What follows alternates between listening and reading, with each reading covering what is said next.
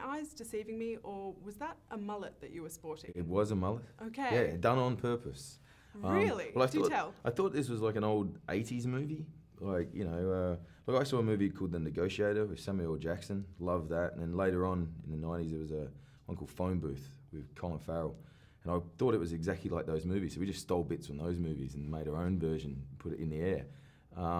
And I thought it was like like an old 80s, don't think too hard kind of action thriller. So I thought, I'm going to rock an 80s cut. One of the best things I read was this guy said, the 80s called and Jean-Claude Van Damme wants his haircut back. I thought it was terrific. So, but it's done on purpose.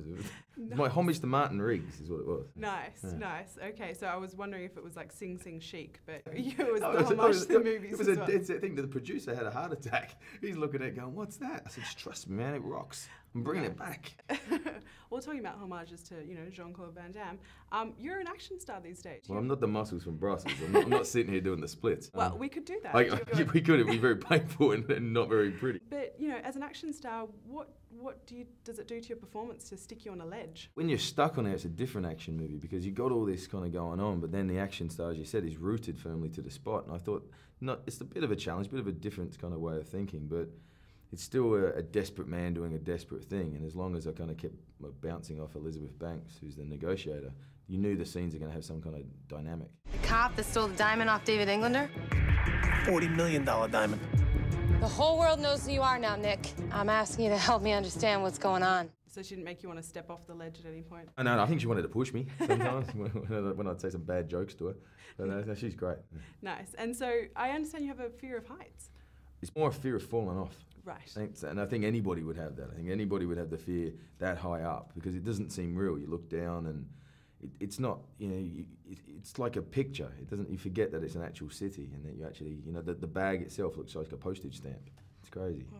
Well, in my screening, there were a whole lot of people scoffing at the New Yorkers below, kind of baying for your blood. A lot of them were just, disgruntled fans of my last couple of movies.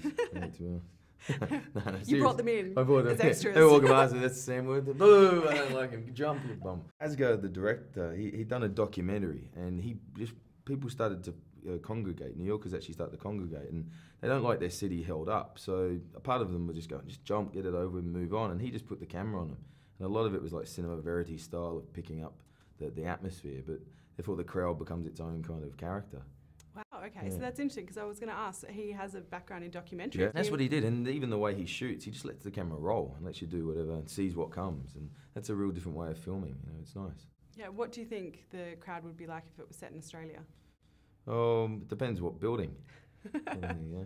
What do we think? What if it was, I don't know. If it was Centrepoint, you wouldn't be able to see. Yeah, that's true. You think it's like a pigeon with a mullet. I think it's weird human nature, and you know, where people don't want to see tragedy, but then there's that little bit in their YouTube back of the head that is kind of baying for blood, maybe. But you know, I looked online at different jumpers, and there's a heap on YouTube. It's incredible, like, and how they would get them down. And when we were just trying to figure out ways of how the negotiator would operate, you know, we looked at them. So they are on. You know, you've spoken about your kind of fealty to your audience and wanting to make sure they have. Get their money's worth. Yeah, and it kind of, to me, it echoed Kevin Smith's idea of kind of not paying attention to the critics because they don't. The critics get free tickets. Yeah. So it's a weird dynamic. Is that the people that get free tickets are the ones that are also putting out their opinion for an audience that a guy works his butt off all week to take his family of four, and spend his own hard-working money to go and see it. And sometimes it's not a case of the critics have their job to do, but I'd rather actually say to an audience, look, am I doing the job, and am I giving you, as I said, am I giving you their money's worth? Because it's a weird kind of situation you're in. You know, sometimes it's best to realise that this is just entertainment. That's what it is. It's just a popcorn movie. Yeah. Hey, Nick. Hey, you see me? It's your show, bro. Okay, Joey, you know what to do. Don't worry.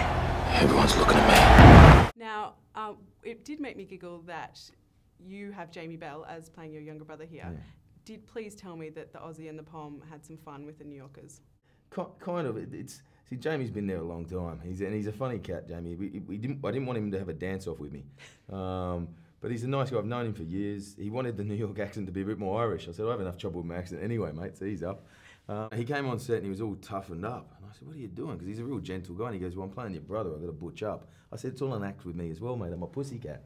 So, you know, so we're just acting being tough here. It's you know, it's all fake. So you weren't like tapping on the ledge? No. He dances in the movie. He does a couple of spins, I think, to impress Genesis. But, you know, and I like his side of the movie, because even though I'm the dramatic stuck on the ledge bit, he's got his mini Mission Impossible, I call it, which is a lot of fun. And I think that sets the tone for the movie, that's exactly what it is, just a fun ride out. Absolutely. Now, I'd be remiss if I didn't ask about Avatar 2. I hear you have to take on another fear of scuba diving. Well, I'm not very good going underwater. Jim got me lessons and he bought me all the gear. And I've yet to try him, which is going to kill me.